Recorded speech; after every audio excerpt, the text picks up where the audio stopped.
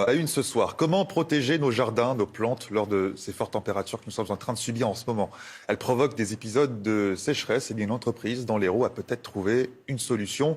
Les zoyas, une technique d'arrosage qui date de l'Antiquité. Noémie Lambert avec Mickaël Cario. Au cœur de la vallée du Jor, baigné dans le soleil de l'Hérault, le petit jardin de Jean Haribo.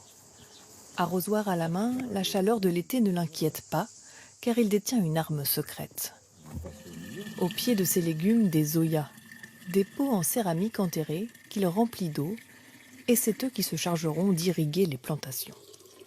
Et voilà. Oh, là, on l'a rempli, on va attendre 7 à 8 jours avant de nouveau le remplir. Hein. Pas davantage. Hein. C'est très très peu de temps par rapport à un arrosage traditionnel. Hein. 2 fois moins de temps pour arroser et moitié moins d'eau. Économique, écologique, des zoyas, Jean en a enfoui plein dans son jardin. Dans la terre, l'eau s'échappe à travers l'argile et par capillarité arrose les racines. Ce passionné, reconnu meilleur jardinier de France l'an dernier, s'émerveille chaque jour de cette découverte. C'est trop bon ça, grâce aux zoyas. Pourquoi ? Parce qu'elles sont très concentrées en goût par rapport à des fraises qui sont souvent irriguées avec beaucoup plus d'eau.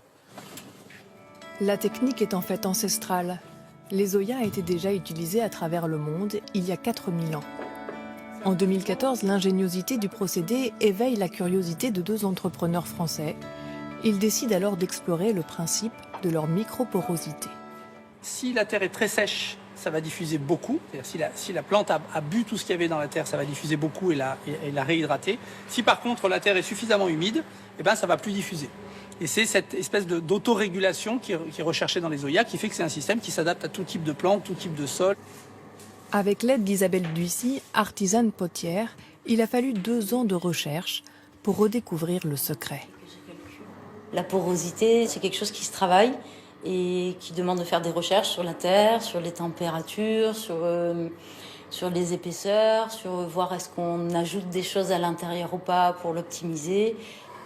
Désormais, dans cet atelier, une quinzaine de potiers façonnent chaque jour 1,5 tonnes d'argile rouge, tout à la main. On est plus rapide que des machines. Après, on est beaucoup plus long à former.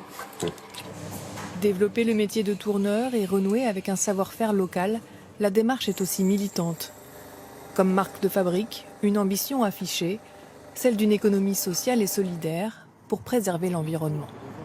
Il est nécessaire, utile, indispensable de pouvoir trouver maintenant des solutions sur l'eau, parce que l'eau va devenir de plus en plus rare, de plus en plus chère.